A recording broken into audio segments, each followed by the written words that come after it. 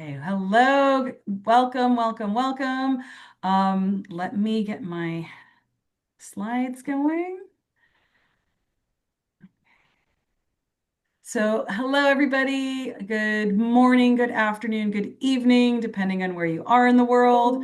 My name is Tanya Sadowski, and I am the program coordinator for the Global Engagement Department at the Community Solution Education System. And I'm very, very excited to have you join us today for the continuation of International Education Week 2025.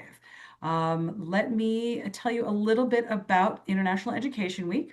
It is a time that we take each year to recognize and celebrate the benefits of international education and global exchange. It's a joint initiative of the U.S. Department of State and the U.S. Department of Education. And within this initiative, universities and institutions around the globe are encouraged to create and participate in events around International Education Week that promote global initiatives. So here is what we have planned for you for the rest of this week. Today, you are very lucky to be here watching our study abroad panel. So we have students from two of our universities who've recently gone on study abroad experiences and programs. They will be here sharing their experiences. Tomorrow, we have Educate to Empower E-Academy, Breaking the Cycle of Poverty Through Education. This features two faculty members from the Chicago School, as well as the co-founder of an NGO in India. And on Friday, we have two presentations, one on the Global Distinction Program, which is an initiative through the Global Engagement Department. So we'll be reviewing what that program is and how to get involved. And I'm going to encourage all of my panelists today to sign up for Global Distinction if you haven't already. And following that presentation, we will have another group of students who are from different universities as well, who are members of or who are in the Global Distinction Program or are alumni of it and have had that distinction already awarded. And they're going to be talking about what it really means to be a global citizen. A few tips before we begin today. Please do mute yourself throughout the presentation. Feel free to use the chat box and any reactions throughout. We will have a Q&A at the end with all of the speakers. We also do request your patience with technology. As you all know, sometimes things happen. Should there be any issues, as I mentioned earlier, all presentations are recorded and available after the session. So if you registered, you will get a copy of this presentation. As a reminder for what you're here for, this is our study abroad student panel. And these are our amazing panelists. Larissa, I'm going to apologize for any mistakes I make in your names, but Larissa Akavan, she is from the, oh yay, she is in the JD program at the Colleges of Law. Nicholas Eubank is also in the JD program at the Colleges of Law, and Stephanie Gerald is in the JD program at the Colleges of Law. We also have from the Chicago School, April Garcia Cope. She's in the LMFT program, getting her master's at the LA campus of the Chicago School. And Deshaun Coleman, who's in the clinical psychology PsyD program, also at the Chicago School, but on the Dallas campus. And he's actually joining us today from Missouri, if I remember correctly. So welcome, everybody. Thank you again so much for joining us today.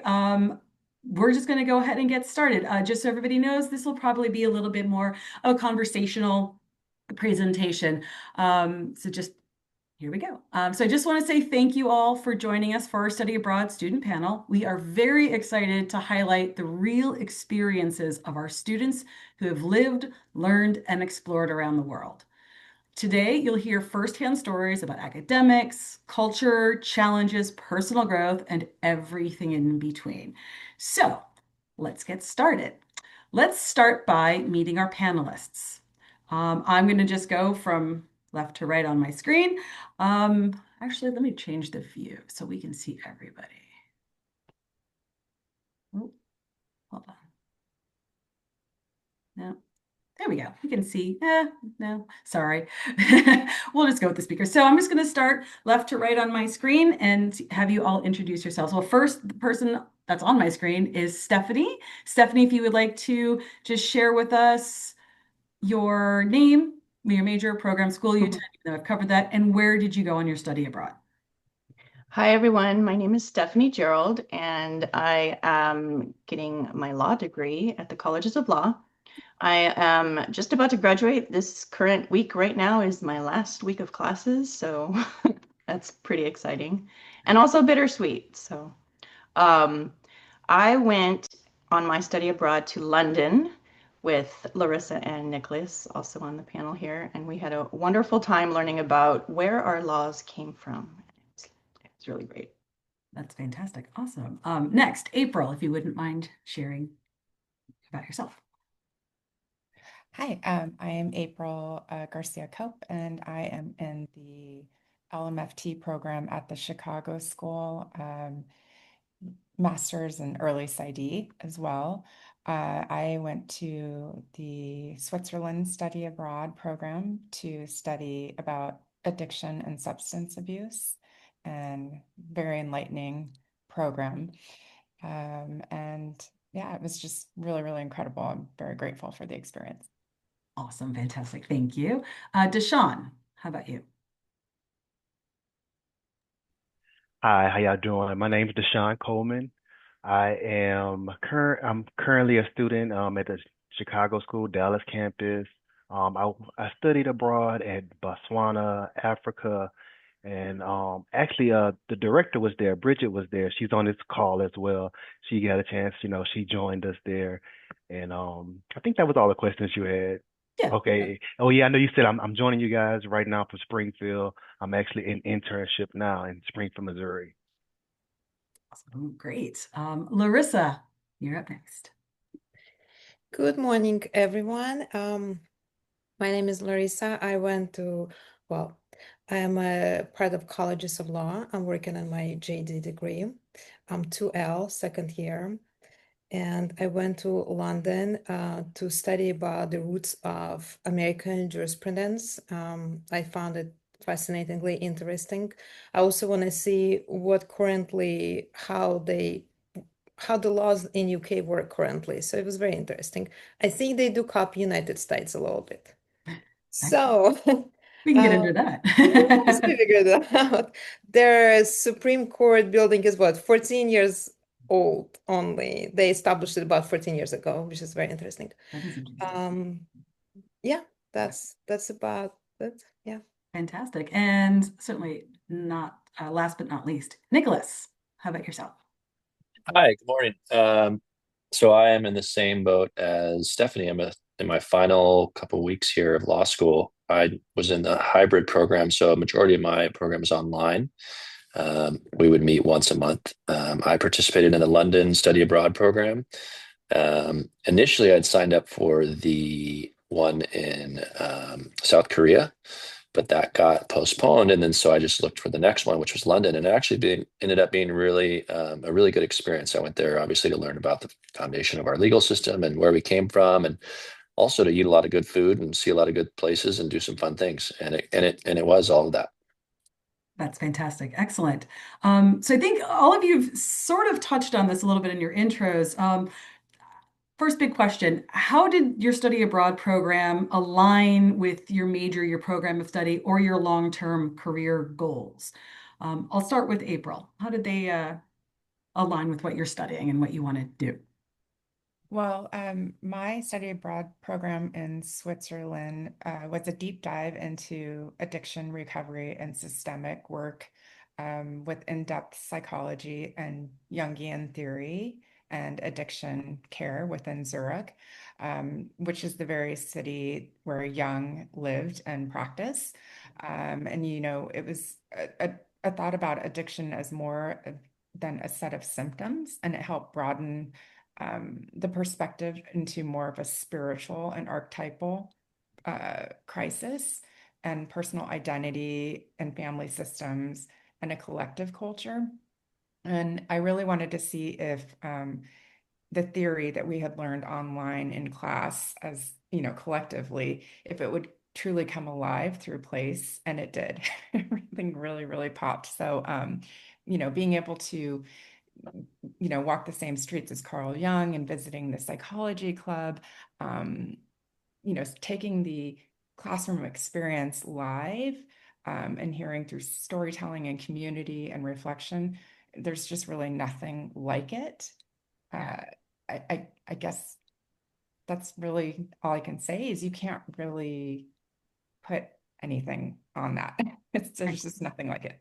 And that is aligns with what you want to do upon graduation. Yeah, absolutely. Because, helping people with addiction of any sort is a big part of being a family therapist because I have yet to find any family that doesn't have somebody in their system Mhm. that has, some sort of connection Right. with somebody involved in some sort of addiction. And so it becomes essential for me to have this set of skills in my toolkit, if you will, whether or not I'm dealing with a person of addiction or somebody that is a branch off in their system that has, you know, somebody in their family. So through this experience, I learned a lot about compassion and I learned not to blame or shame, but Mm. how to respond through compassion. And I'm very, very excited to take that forward and help others see through that lens. Wow, it actually sounds like an incredible experience, and I'm happy for you that you got to do that. That sounds great. Absolutely. That's wonderful. Hey, Deshawn, how did your trip to Botswana play into what you're studying and what you want to do upon graduation?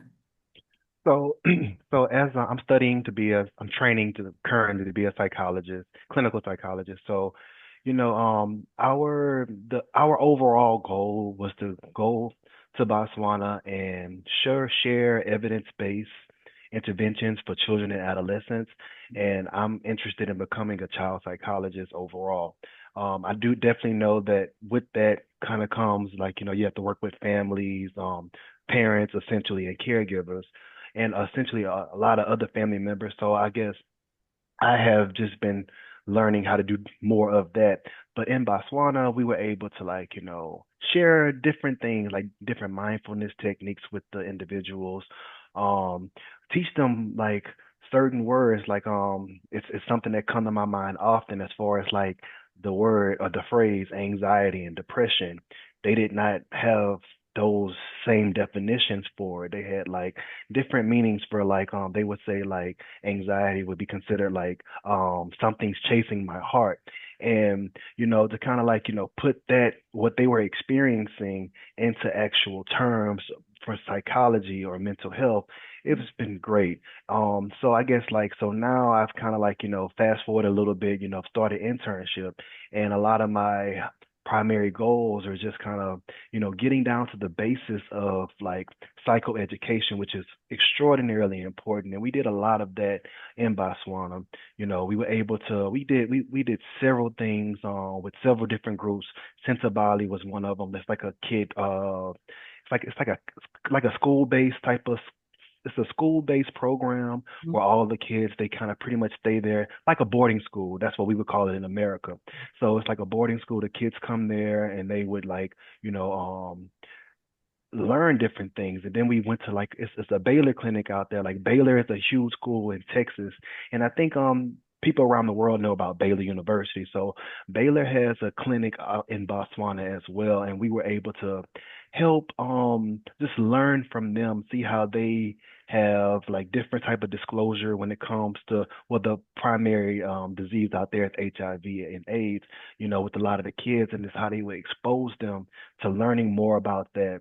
And just so they were able to give us things for us to bring back to America, and we were able to like help them with certain things when it comes to like how we do our interventions, Mhm. um how we would go into these play therapy places, and just how we would share with the individuals. Uh, Mhm.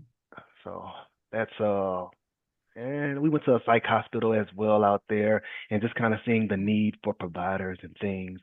So as far as like, what I've kind of brought back with me is just like a desire to go back and do more, ultimately internationally. That's fantastic. I love it. I love that you had that experience. That sounds great. And from such a very different aspect and different cultural experience. Very, Yeah, it's very one of cool. a kind. Yeah, yeah. Oh, I'm so happy. All right, Nicholas, you're up. What did you take away from visiting London, and how does that apply to what you want to do upon graduation in a couple weeks? Um, for me, it wasn't about aligning it with my uh, area of law that I intend to practice in. I still haven't even figured that out, to be honest. It was more about embracing the process of education. Mhm. My entire undergrad, I kind of just figured out how to, C's get degrees type thing. Mhm. And I really lost out on a lot. I didn't realize that, unfortunately, until I was older and working. But now this whole law school process has been more about embracing the whole aspect of education and really submersing yourself into it. Because while I may never reference the lessons learned in London in my actual practice, it just puts me more into the realm of being a lawyer and learning about the trade in general. And it makes you, embrace different aspects of different culture. I think there's just cultural education that goes on just traveling abroad anytime, but then traveling abroad for education purposes is kind of neat because you're there obviously and it's fun and it's a great vacation at the end of the day, but it's also it has this purpose whether you're in London or anywhere really, just being able to be somewhere with the purpose of learning and then the run up to the program kind of gives you this foundation of what to look for and how to interpret what you're seeing over there, and you plug all that together and it's not just another vacation, it's another experience that sort of in the end for me it just makes me a more well-rounded professional in this field. That's fantastic. I love that. Just finding something that you take away that isn't maybe directly aligned to what you want to do or what area of law you're going to be practicing, but you grew. As a global citizen. I love it. That's great. Larissa, how about you? How did this trip to London sort of impact you with your education and your career goals? For me, it's also very similar to Nicholas. It was more of a growth, personal growth, and related. I love history, and I wanted to see how our legal system in the United States is similar and different at the same time with UK Mhm. system. So we studied about Blackstone, we studied about Magna Carta. I want to go see it in person, connect to it. Sometimes just connecting to the history that you learn, it makes such a huge impact. Mhm. It's almost makes whatever we learn, the material come alive. Yeah. You memorize better. So I really want to have that experience, to be immersed into all that. It was very interesting to see how the profession of law differ. Mhm. Uh, they have different approach, they have different salaries, they have different. It's very different, very interesting. So I'm really happy that I've learned those additional uh, bits and pieces of information. In terms of how it's going to align with me, well, I'm planning to practice property law. So I don't know how it's gonna align. Maybe it's gonna align somehow. I haven't figured that out. I'm grateful that I had that experience Yeah. and I could connect whatever we learn in our classes. Yeah. Sometimes, as Nicola said, it just comes alive, Yeah. whatever we study. Yeah. So that was my experience, and I'm very, very satisfying, gratifying. Yeah. That's fantastic. It also echoes what April was saying about being in Switzerland and walking the same streets, Yeah. that Jung Yeah, walked. Yeah, that's yeah, great. the big legal minds, Yeah, what we study, we're right there in those chambers. I'm yeah, like, oh wow, oh, like kind of that's the experience. that's fantastic. I love Yes. that. That's great. Stephanie, how about you? How did London impact you and your potential future career goals? So at first, I didn't think I grasped the depth of how going to London would um, support my career or my degree. I mean, sure, we'd learn about common law and where our laws came from, but the things I didn't expect were like meeting the other lawyers there who practiced and seeing their passion for helping people out, um, and knowing that that is everywhere and lawyers, not just in our country and all over the place, they also have that passion that I love to see in lawyers, and not every lawyer has it, right? So I thought that was really neat, and it gave me a renewed excitement for what's to come and my job as a lawyer. So it was really good. That's awesome. Sounds like you all took a lot away from it, and I love that so much. So as we all know, studying abroad can be exciting, but it can also involve maybe some challenges or unexpected moments. Were there any challenges that you faced? If so, how did you overcome them? Or if there were no challenges, what was something about where you were and that culture or the country that surprised you? Was there something that surprised you that maybe you had a preconceived notion? And then that got blown out of the water. I'll start, you know what, Stephanie, you're on my screen, so I'll start with you. Sure. The trip for me was really seamless. There wasn't a lot of challenges. I love to travel, and so being in law school, I have not been able to travel much at all, and so I was really excited to get out of the country for the first time in 4 years, maybe longer because of COVID. Um, but I guess a big challenge for me was I had lost my job, so I was concerned about money. So I think Mhm. that was probably the biggest challenge was figuring out how to pay for it all. I did win a scholarship, which helped so much, and I'm so grateful for that. Um, and so I think just being scrappy and figuring out who I can ask for money. I did ask my parents, which was weird, but also, they ended up helping me out as well. So it was really great. So that was my biggest challenge. Um, Otherwise, I was really impressed with how seamless it was. I loved going to the country. I was really surprised at how nice everyone was that I met in London. It's a huge city, but everyone was just really nice, and the city is so clean. I'm like, oh, we need to keep our country a little cleaner, I think. So. That's awesome. That's a great takeaway. I love it. April, how about you? Any challenges and any sort of Yeah, unexpected discoveries?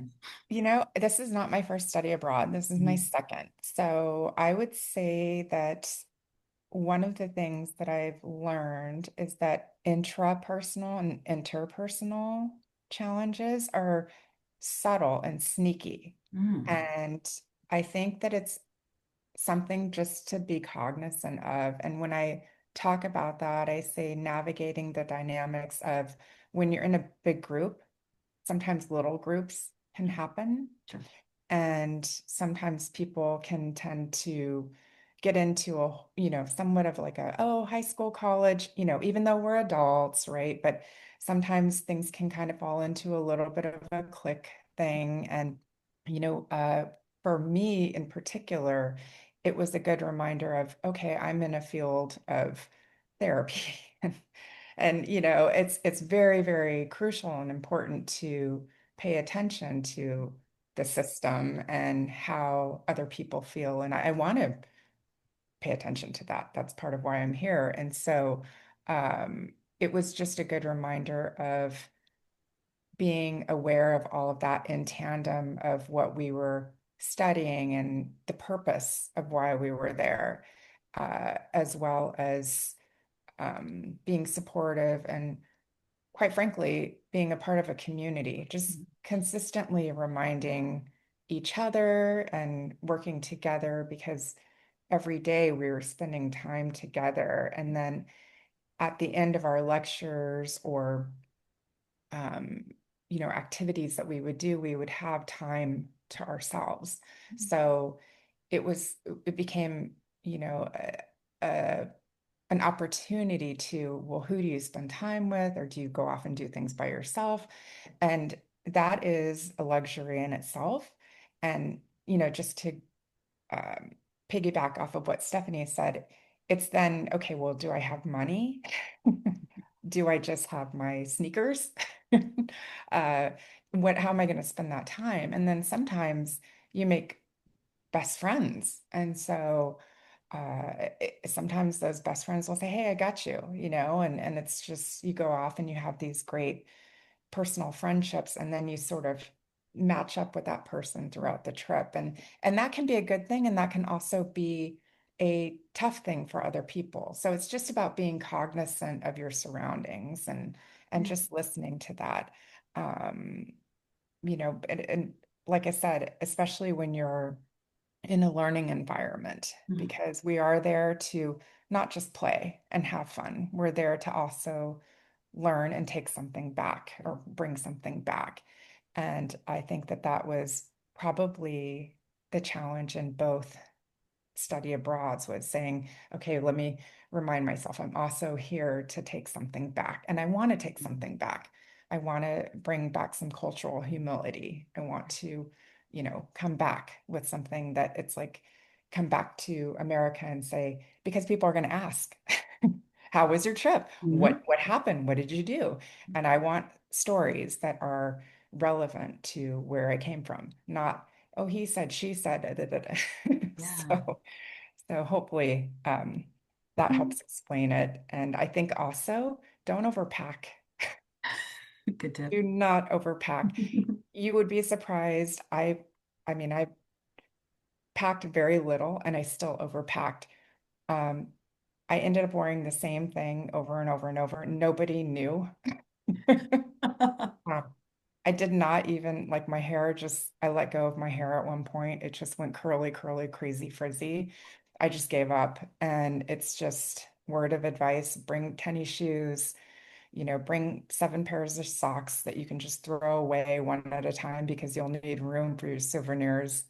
And you can just pack your stuff in there and just do not overpack. I promise you, like, don't. Totally agree, April. Overpacking is like really hard not to do, right? It's so, so difficult. And you will think like, oh, I need this to go out at night. You don't. No. You don't. And honestly, just remember, word of advice, these people are never going to see you again. And if you get lucky and you find your life mate or whatever, they got to love you for who you are. They Yeah. got to love you in the same stuff over and over because that's how we all wake up next morning is like same pajamas over and over and over. But it's just yeah, don't overpack. Love it. Thank you. That's great. It is very easy to overpack for sure. Was there anything about Switzerland that, sort of shocked you or that you just weren't expecting? I would say that I was not expecting everybody to be so nice.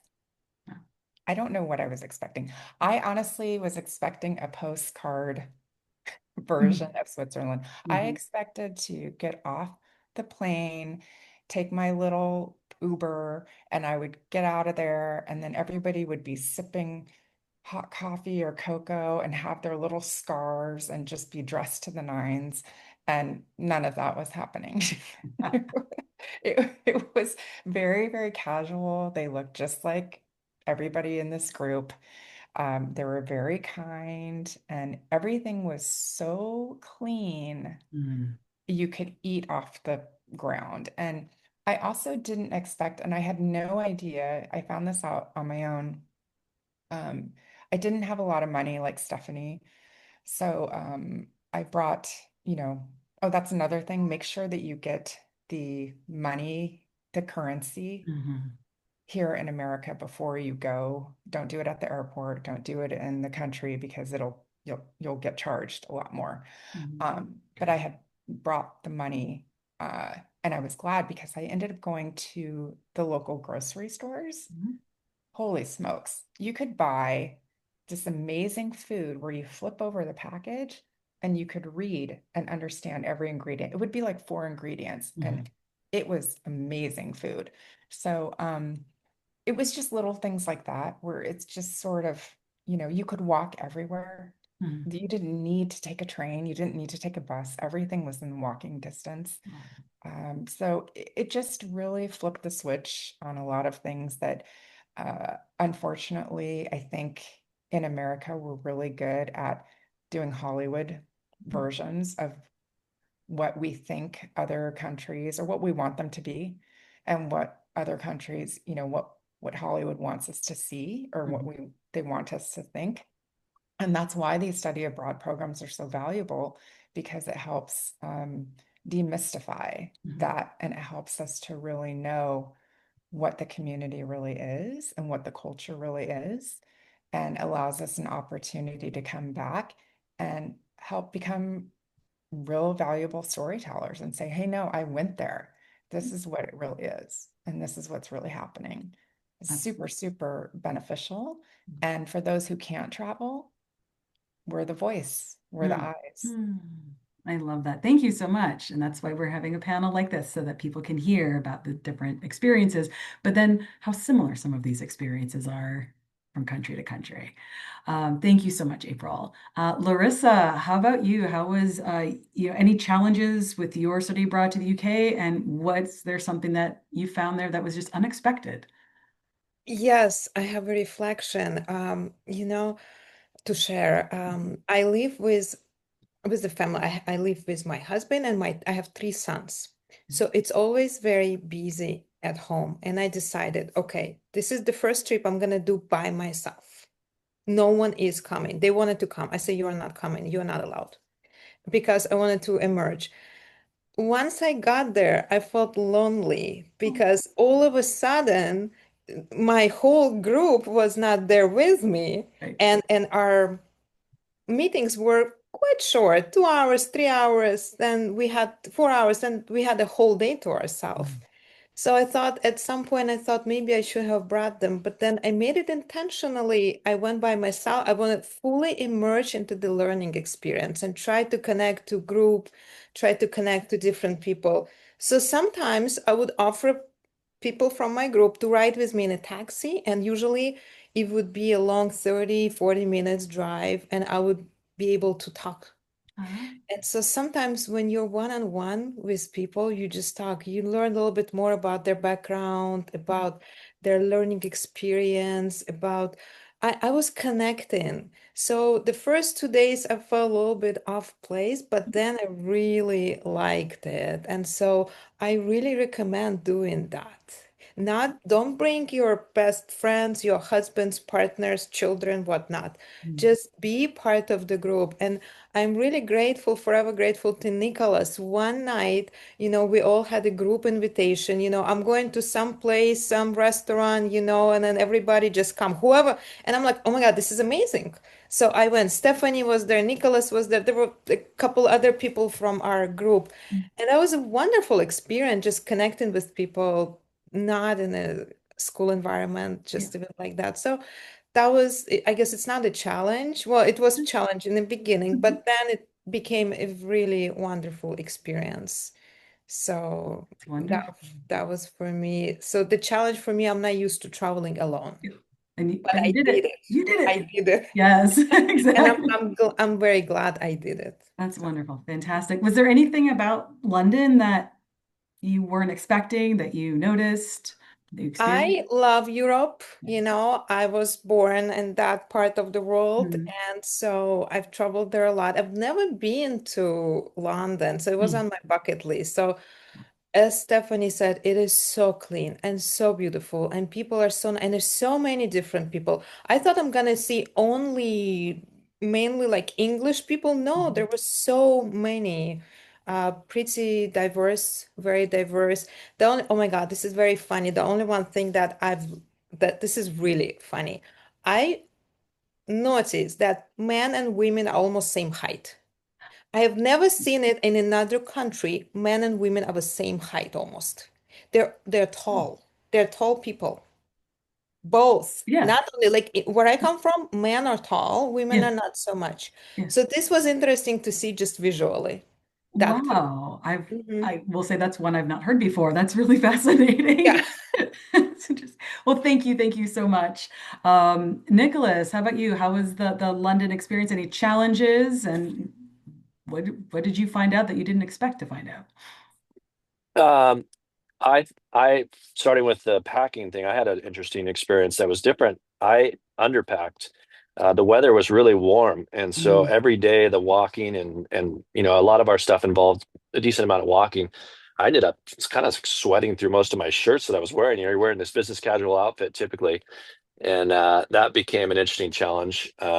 Just look at the weather, I guess, before you mhm. pack. I can see in a cold environment, yeah, I could get away with wearing the same thing every day, but out of consideration for the people traveling with me, I had to find some new options. But the traveling alone was a challenge. I've never been um, on a vacation or whatever you want to call it solo. And so, Mhm. like Larissa was saying, a lot of the time was just left to us to kind of fill in the blanks. Mhm. And that was really fun and exciting. But then it started to get to be, I was like, oh, I wish I was with someone here at this restaurant right now versus just chatting with the bartender or server or whatever. Mhm. That was a challenge, but it definitely motivated me more to try and reach out to the group. The night that Larissa was talking about was one of the highlights of the trip for me. We got to see some, you know, underground band in this really cool old music venue that has been around for probably as long as our country. Um, and it was neat to be able to talk to people. One of the other highlights of the trip was actually sitting down at a pub with Stephanie and another individual from the trip, and we just had this amazing conversation about our different perspectives of the law, and those little mini experiences within the overall are sort of what made the trip the most valuable to me. It took a second to figure out how to make those work, and you kind of had to get past that little high school thing. As being one of the older people on the trip, is I get it. It's nobody wants to hang out with the old guy, but I figured out a way to connect with different people, and the challenge also became the place where the biggest value lived as well. Mhm. Excellent. Is there anything about London that you weren't expecting that you've discovered? Um, I wasn't expecting the subway, or they call it the tube, to be so insanely efficient. I mean, you could fly through that city. I mean, from one end to the other, you could be back in your hotel room in 15 minutes. It was amazing. Oh, wow. I mean, if the stars aligned, Yeah, obviously you sure. hit Yeah. the different times. But we most of our activities lived off of one line, and so it made it really easy to get around. I was a little nervous about whether or not I get to the right spot, and you're navigating solo typically, at least the first part of the trip, and it wasn't that bad. It was pretty easy, That's great. Fantastic. and it ended up being really fun. Awesome. Yeah, Yeah, I'm loving all the insights and the personal connections that you all are making with your fellow classmates or yeah, study abroad mates. that was a April, huge part of it. yeah, it sounded like that start. Yeah, that sounds like it happened to all of you. April, you had your hand up. Did you have a question Oh, or? I was just gonna echo because there is a lot of talk about this, the group intermingling. And Mhm. I just can't tell you stressed enough on the two um study abroads that I've been on, how important it is and how much if there's one person or even a couple of people aren't who are kind of off doing their own thing. I mean, for me, even it was like such a treat to have somebody say, "Hey, do you want to join us for dinner?" Like nobody had said anything, and I just kept thinking, like, well, gosh, I mean, I kind of like to go do my own thing, but the second somebody did, it was like, oh, wow. Okay. Yeah, sure. And I went out and it was like I had the best time and I got to know new people. And then all of a sudden, we did something 2 days later. And then, so I would just say the value in just saying hello or even talking to somebody that you wouldn't normally extend the invitation to, there's so much gold in that. And then come to find out you have so much more in common, or Mhm. you're from the same town, or you're studying the same thing, or Mhm. you've worked at the same place, but whatever. Yeah. It's just very, very fascinating to uncover those stories. So just for whoever's out there, there's a lot of benefits to getting to know each person in the group. For sure. Thank you so much for that insight. I really, really appreciate it. Deshaun, tell us about Botswana. Any challenges for you? Tips, apparently, we're giving, which is great. We love the tips and the insights. And anything that you found that you maybe had a preconceived idea about Botswana that, did not turn out to be the right conception. Yes. So before going to Botswana, well, and I'll touch on that after. I went to several other countries in Africa as well before going to India and as well as Asia, well, Asia and Europe, a piece of, well, no, mainly just Asia. So the challenge was, I guess, like was mentioned about the packing. Definitely, you don't want to overpack, but you don't want to underpack either. You kind of want to get that nice middle ground where you have enough socks.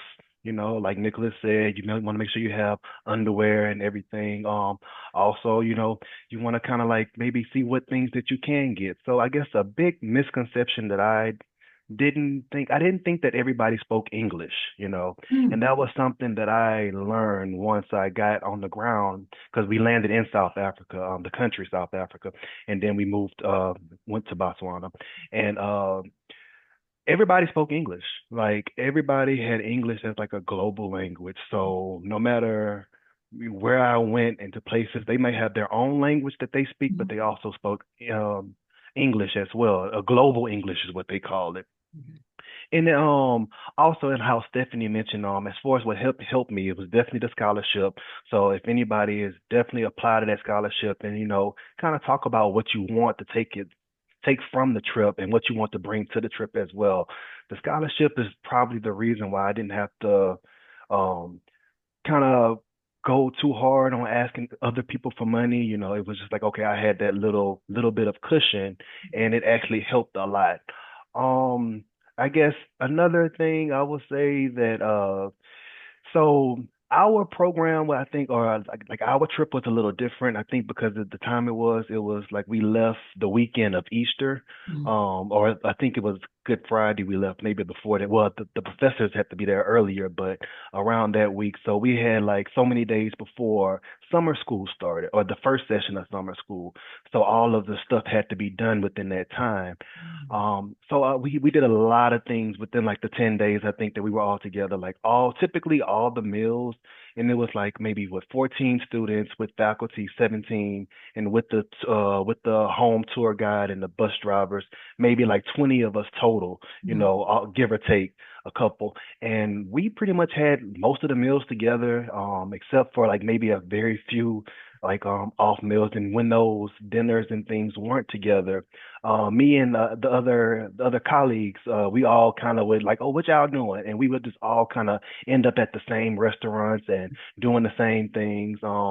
We definitely met a lot of good people out there as well. So the people were very friendly. I know that was mentioned a few times. Everybody was friendly. It wasn't as many. Honestly, so a couple of things that I heard out there, they were more afraid of the animals than the people, which it was rightfully so because the animals would be roaming around, depending on where you were. Like in Botswana, they didn't. Well, we were in Gaborone, which is, I guess, one of the cities, but Kasane is more of a touristy city, and they had like different animals that they would have to like keep out of the properties, but depending on the gates and stuff. And Gaborone, they had animals and stuff around, but they were like not as they didn't come out as often. Okay. But then, like I said, I went to other places like so I did meet some great friends out there. One of my friends, actually, I went to undergrad with her, and then we ended up kind of getting back together.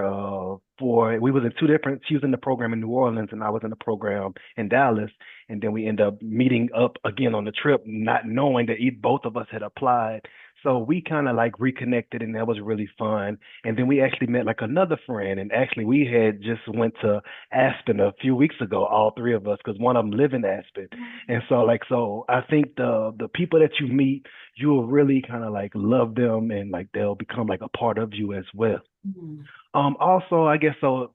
How we got even closer, we had went to like Zimbabwe with Victoria Falls afterwards, and Bridget and another one of our professors was on that part of the leg of the trip as well.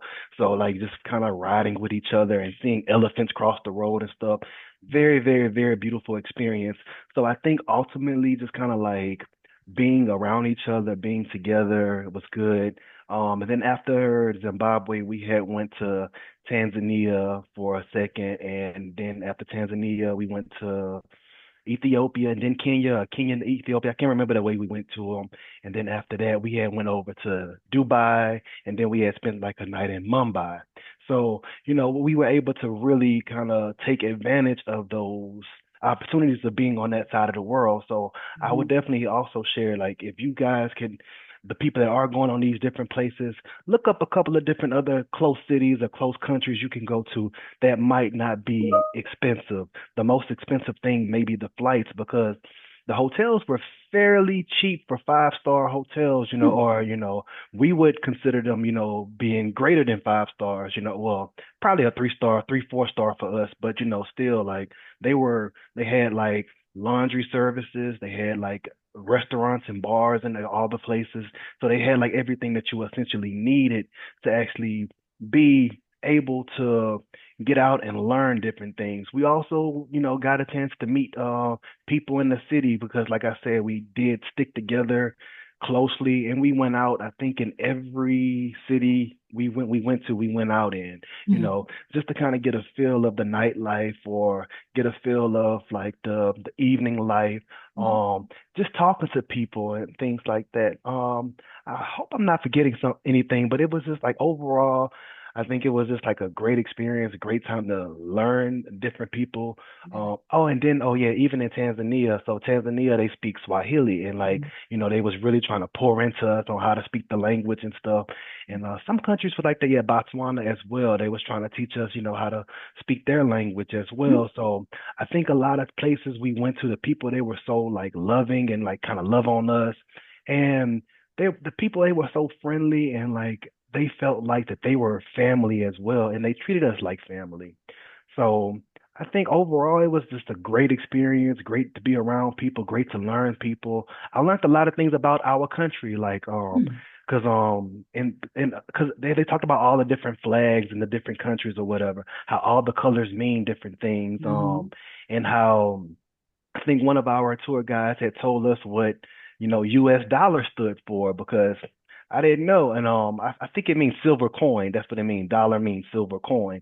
And because all of their money, like in what was it, in Botswana, they had Pula, and Pula stands for rain, and rain is something that they don't get too often. So I think just like the meanings behind certain things, it was really like a history lesson, as well as like kind of like a bonding experience, as well as like, we had like little like safari experiences Yeah. as well. Yeah. So and we was able to help kids and stuff. So it was really kind of, it was a great overall. Like, I really don't have anything bad to say. So as far as challenges, oh, the biggest challenges was like coming home. I didn't want to come home. Like, that was a challenge. So that's what I'll say about that. Oh my gosh, thank you. I'm not gonna lie, that trip sounds amazing. I'm It a really was. little jealous, but I'm very happy that you got to experience that. That's pretty great. Just out of respect for time, we only have about 10 minutes left. So I do want to open it up to our people here for any questions for our panelists. There is one in the chat that I'm going to read while everybody else can think about if you have any questions or comments. Well, first, you've gotten a lot of love. In People are loving the insights, the reflections. We really, really appreciate it, and thank you for how detailed you have been, and just how real and honest you've been about your experiences. Questions for you guys. Let's see. How did it feel? Well, April just answered this, but how did it feel being far away from family and friends? And was there any challenges adapting to new environments or engaging with different cultures? You know what, Deshaun, you're on my screen, so I'll let you answer that. I think the biggest challenge was maybe like some of like the dialect changes Mm. that your ears wasn't used to hearing. That was probably the biggest challenge, and maybe so all of the food we had was great. That's another thing I didn't say. Everything we ate was amazing. Sometimes it took longer, so I think an American culture in us, like, it's like we want our food right away. We're in a hurry. In Africa it wasn't like that. And even in India as well, it wasn't like that. It wasn't like a rush type of thing. It was more so like you take your time, you eat, you enjoy the people around you. And then if you get up and leave, if feel the need necessary, but we're not gonna rush you. But and everything was amazing. I just can't stop saying how good the food was. Everything was great there, guys. I really have nothing bad to say Oh, that's at wonderful. all. Thank you. So I'll answer that question with what April responded to in the chat. So she said, my first time traveling abroad solo was exciting and challenging. I was scared being away from my family and friends for the first time in a country where I knew no one, which was Spain at the time. I did not speak the language, but I managed by just being kind and hoping others would be compassionate, and they were. I was careful to read up on aspects of the culture and any particular normalcies so that I would feel more comfortable, and that was helpful. To help me feel less lonely missing my family, I would schedule a call nightly. Wow, thank you. That's incredible insight. That's wonderful, wonderful, wonderful. Anybody else want to share what it was like being far away from family and friends? Any challenges adapting to the new environment or the culture where you were? No? I, Okay. I can give a little insight that helped me. Yeah, sure. Sorry for the background noise here. I'm at work. I like to do a lot of pre-work for a trip Mm-hmm. and get really dive into doing research I really like to seek out good restaurants. And so I had pretty much every day kind of like with an idea based on where we were for the program, what spots I wanted to hit in that part of London. And that gives sort of this structure to those tours where you're solo. Mm-hmm. And while I would rather have somebody with me at those restaurants, it was still fun to seek these little spots out. And so that helped me, sort of overcome that challenge of being solo. If I tried to wait till the day I was there to figure things out, it might have been a little overwhelming. Yeah, that's a great tip. That's really, really smart. Thank you. April. To piggyback off of what Nicholas said, there's a McDonald's everywhere. So if you, and you will sometimes get that kind of like, okay, I need some American food because some countries serve the same thing over and over and over, Mm, and that's okay, and maybe it's not your jam. So like Nicholas is saying, maybe look up the closest McDonald's and you can just head on over there and have your burger or your chicken or your fries or mhm, whatever it is. It might look a little bit different or taste a little bit different, but it's still delicious and maybe familiar. mhm. But I definitely, every time I go abroad, might just sneak over there once, maybe. Yeah, awesome. Great tip. That's true. They're everywhere. I'll add just one more thing about that as far as fast food. I had the best KFC, and I believe it was Botswana. It's guys, if you go to Africa, you have to have the KFC. I've never had nothing greater as far as fast food than the KFC I had out there. It was so good. That's awesome. Wow, thank you. Would not have expected that. That's incredible. Um, I can answer a little bit of that last yeah. question too. And Deshaun, that sounds amazing. I want to try the KFC there. Um, I'm a little different. So I don't live with family right now. My family is just all across the United States. So I am away from them already. And so I've traveled a fair amount on my own before. And so um, while it wasn't challenging for me just because I have done it before, I have encouraged so many people on our trip um, to travel alone because a lot of them were pretty scared about it because it is very scary for the first time when you travel alone.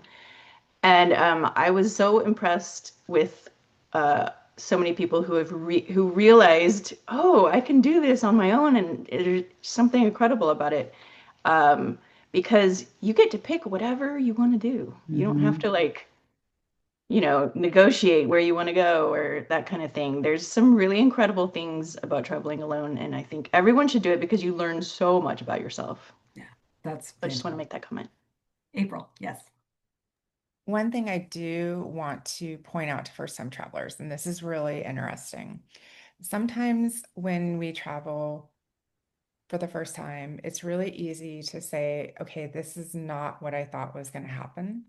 It's so easy to go with preconceived Mhm. ideas. I think let all that go. Go with an open mind and really just try to understand that things change and understand that whoever is in charge did the best that they could to plan things and to, you know, uh, guide the situation in the best way that they could to match your syllabus or the things that were designed for your course. But, as humans and human nature and the way of the world, things always change. And so even though they may not make sense to you, there is a bigger picture. And sometimes we just have to kind of lean into that and look a little bit deeper and kind of understand a little bit more with an open perspective. So, for example, if you're, going to see how something is made, Mhm. and you're thinking, okay, well, I'm at a scarf shop. Like, why am I here? At a scarf shop. This is just so weird. There's no purpose here. Well, let's think a little bit bigger. The Mhm. scarf shop is where scarves are made, and it's a part of the community's economy, Mhm. right? So that's a big deal. Brilliant. That's Excellent. that's playing Yeah. into it. So that's Yeah. a big deal. So just think bigger. That's all I'm saying. And for first-time travelers, that can kind of get confusing. Yeah, for sure. Oh, thank you so much for that. And I'm gonna, Larissa, your hand is up. This will be our last little bit so that we can I respect would our time. like to add just one more thing. I try not to stick to one person to talk to and to spend time. Mhm. So I intentionally chose to try to talk to many different people, and that was a very enriching experience. And there's something really good. There were great conversations came out of it. There was some really amazing follow-up experiences came out of it in terms of the connections that I made. So yeah, I think that's one thing. When I was by myself, I was able to expose myself to many different people, and that really enriched my experience. It's almost like a sense of vulnerability, right? Like that's wonderful. Thank you so much. I know I mentioned this at the beginning, but we do have a global distinction program here, and part of one of the experiences you can do is going on study abroad. So if y'all haven't signed up for that, please do. These trips go towards that distinction. And if you want more information about that, join me on Friday for that presentation. But for now, I really want to say thank you, thank you, thank you. For being here. And there's a comment that says, thank you all for having grace for the faculty and guides that were on these trips with you. And a lot of times they do have to run with the punches and all the changes, as you guys are saying, the adaptability, expect the unexpected, right? So thank you all so, so much. Really appreciate it. You all were absolutely wonderful and fantastic. I feel like we could stay here for another hour. But I'm going to let you get back to studying hard and working. And thank you all again so much. You all have a great day. Goodbye, everybody.